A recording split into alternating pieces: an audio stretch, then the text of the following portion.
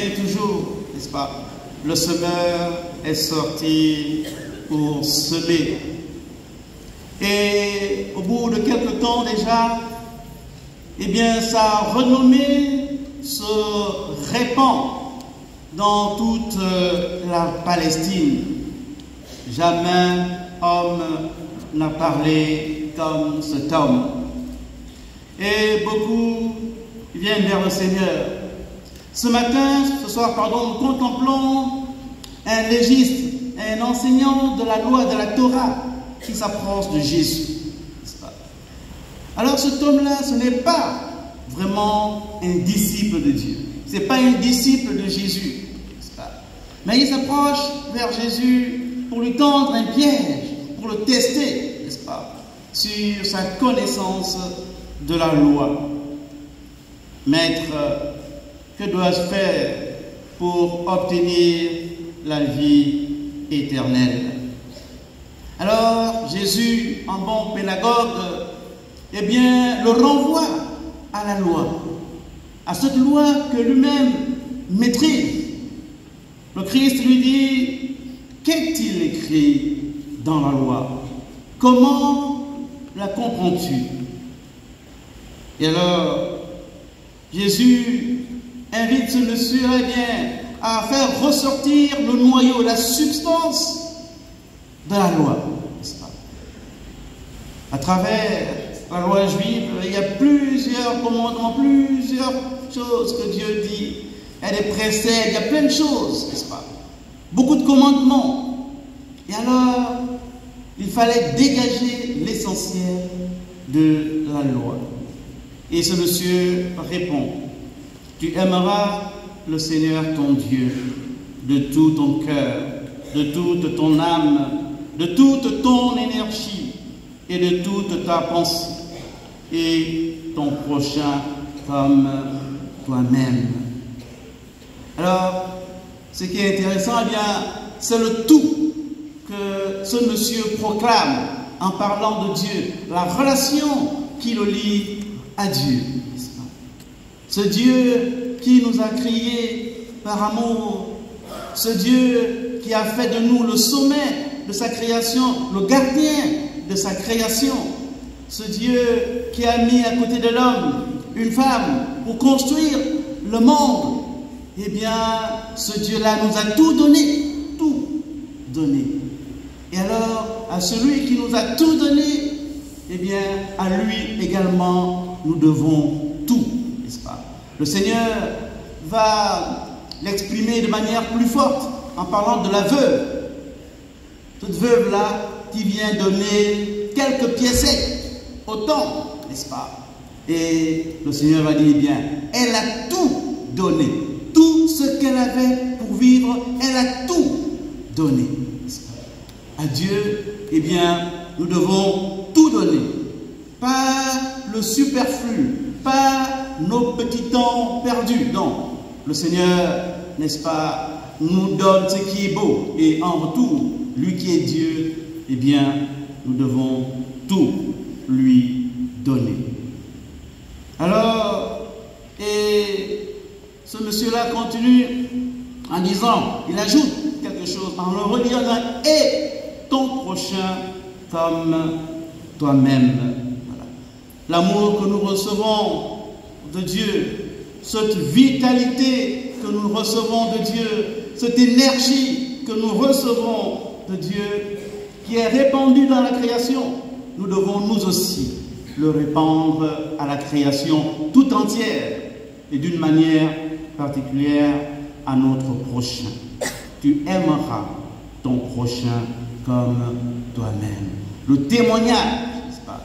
La foi que nous avons en Dieu, cette foi qui nous lie à notre Dieu, cet axe vertical qui nous lie à Dieu, eh bien, il doit également s'étendre à l'horizontale pour toucher notre prochain, pour manifester que la relation que nous avons avec Dieu, eh bien, ce n'est pas quelque chose de superficiel, ce n'est pas quelque chose de périphérique, c'est quelque chose d'essentiel, tellement essentiel qu'il touche notre prochain.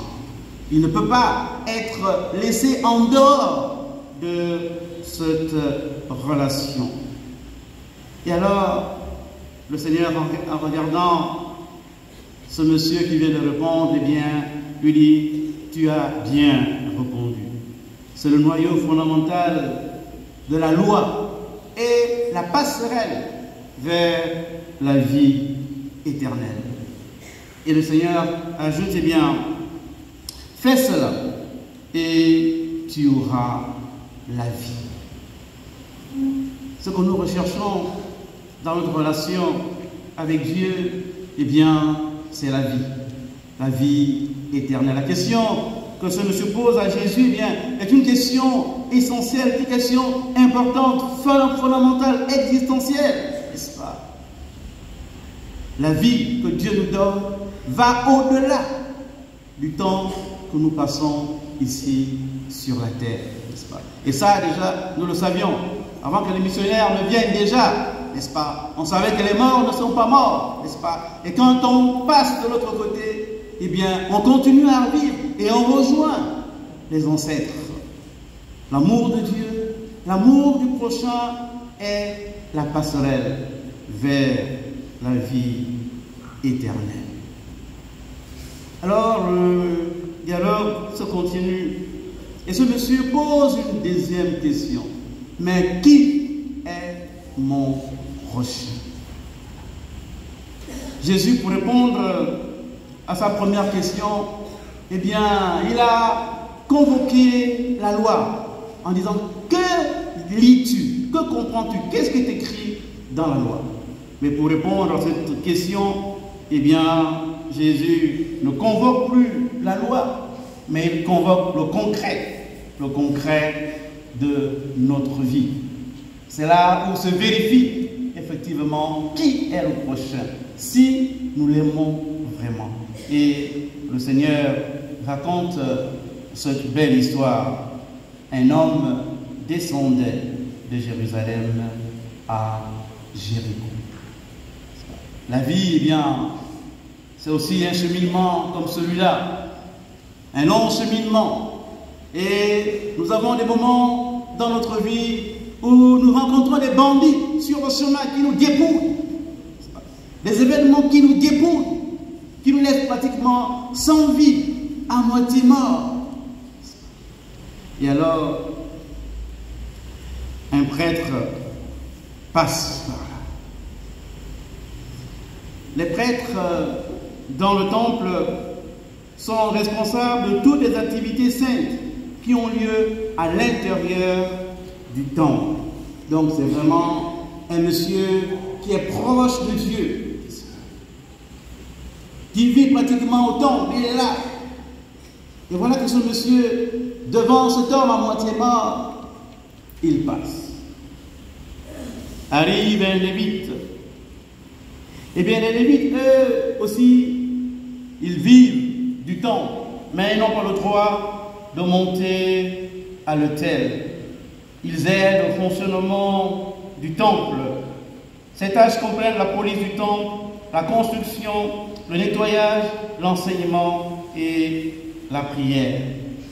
Le prêtre et le lévite, eh bien, passent. En passant à côté de cet homme à moitié mort, ils passent également à côté de la vie éternelle. Et on peut dire que si cet homme dans le fossé est à moitié mort, eux aussi, d'une manière spirituelle, ils sont morts. Parce que, eh bien, c'est cet homme-là dans le fossé qui devait leur donner la vie. En le laissant comme ça, eh bien, eux aussi, ils passent à côté de l'essentiel. Ils passent à côté de la vie éternelle. Frères et sœurs, nous qui sommes les hommes de Dieu, les femmes de Dieu, les hommes du temple, les hommes du culte, n'est-ce pas? Parfois, c'est des comportements que malheureusement nous constatons. Quelqu'un est dans le fossé, quelqu'un est complètement dépouillé et nous passons. Et en passant, nous avons toujours le prétexte de la loi. On est protégé par la loi. Dis non, on ne peut pas aller secourir cette âme, sinon on va devenir impur. Et on ne pourra plus célébrer dans le temple. On ne peut pas aller là-bas, sinon, bien, on va perdre l'heure. On ne peut pas. Parce que peut-être qu'il y a des bandits là-bas. Nous aussi, on sera agressés.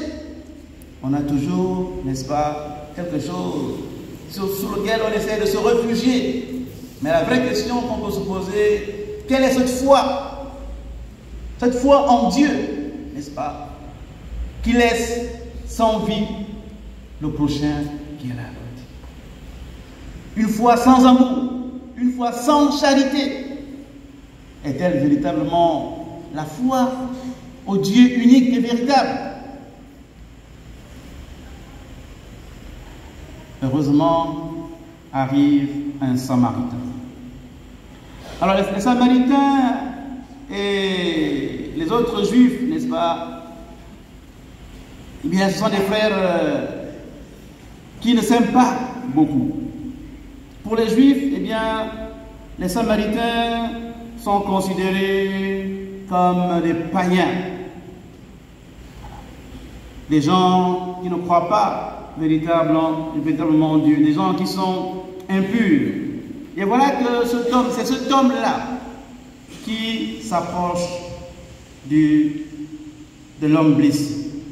Il le voit, il est pris de compassion, il est pris d'amour, il s'approche, soigne ses plaies, le charge sur sa propre mule, l'amène dans une auberge, rembourse toute la facture à son retour. Pour le Samaritain, n'est-ce pas? Le Samaritain, c'est vraiment l'image de la compassion, n'est-ce pas? Celui qui se fait proche. Alors on peut se poser la question, quelle est la motivation du Samaritain? Qu'est-ce qui le fait agir? Est-ce un homme sans foi? La motivation du Samaritain, eh bien, c'est aussi la foi. Il y a des gens dans notre milieu qu'on taxe de païens, ils n'ont pas la foi. Et pourtant, ils croient en Dieu, n'est-ce pas? Entre protestants et catholiques, parfois on dit, ah, les gars là n'ont pas la foi, ils n'ont pas la foi. Voilà, on s'indexe les uns les autres, n'est-ce pas? Mais le regard de Dieu, n'est-ce pas, dépasse le regard des hommes. Le Samaritain est mu par la foi en Dieu. La foi rend l'homme juste. Ça, c'est quelque chose ici là qui se comprend, n'est-ce pas? La paix du Christ. Amen. Voilà, ça c'est un credo qui est puissant ici. Voilà. La foi rend l'homme juste et le conduit à faire le bien. La foi rend l'homme juste et le conduit à faire le bien.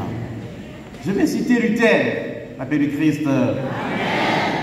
Alors Luther dit ceci: les bonnes œuvres ne font pas le juste, mais il n'y a pas de juste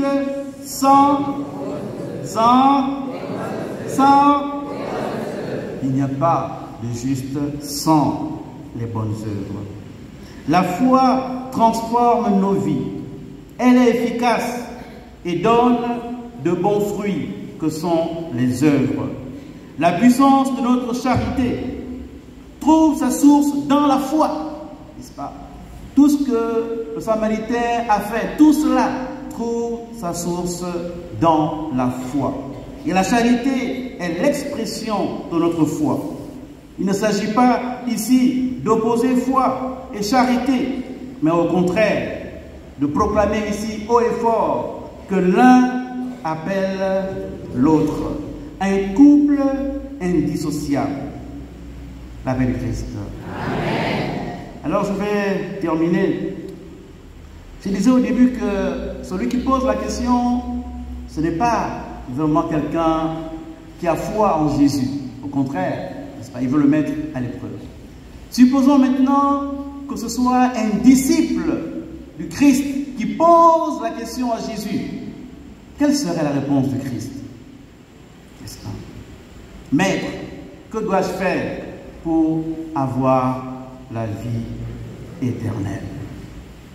La première réponse, je la trouve en Jean 17, verset 3, où le Christ dit, en parlant de la foi, où le Christ dit, la vie éternelle, c'est qu'ils te connaissent, toi, le seul véritable Dieu, et celui que tu as envoyé, Jésus-Christ. Le premier a dit que la vie éternelle, eh bien, c'est la foi en Dieu. Mais pour les disciples du Christ que nous sommes, n'est-ce pas, cette foi, eh bien, c'est le Christ qui nous révèle le vrai visage de Dieu. La vie éternelle, c'est de connaître Dieu et Jésus-Christ.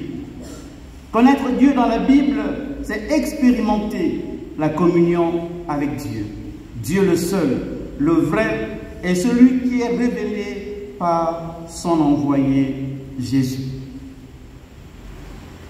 La deuxième réponse que je voudrais convoquer ici, eh bien, c'est toujours Jean, mais au chapitre 13, verset 34.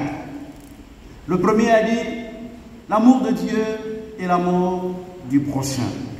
Nous, chrétiens, disciples du Christ, eh bien, nous sommes guidés par ce verset. Jean 13, verset 34. Je vous donne un commandement nouveau. Aimez-vous les autres, aimez-vous les uns les autres comme je vous ai aimés. Aimez-vous les uns les autres. Jésus est véritablement le bon samaritain. C'est lui qui nous apprend à aimer. C'est lui le modèle que nous devons imiter désormais. Jésus nous révèle le cœur aimant de Dieu, le buisson ardent qui brûle, qui aime et qui jamais ne baisse d'intensité. Un amour sans mesure, jusqu'au don de la vie. Il n'y a pas de plus grand amour que de donner sa vie pour ceux que l'on aime. Prions les uns pour les autres, afin que cette semaine de l'unité, que nous puisions suffisamment d'énergie pour vivre, pour étendre, n'est-ce pas, cet amour tout au long de l'année, et que nous puissions trouver d'autres moments pour nous retrouver, pour célébrer l'amour de Dieu, mais aussi de célébrer l'amour des frères et des sœurs qui croient en Jésus-Christ et qui sont en marche vers la vie éternelle. La paix du Christ. Amen.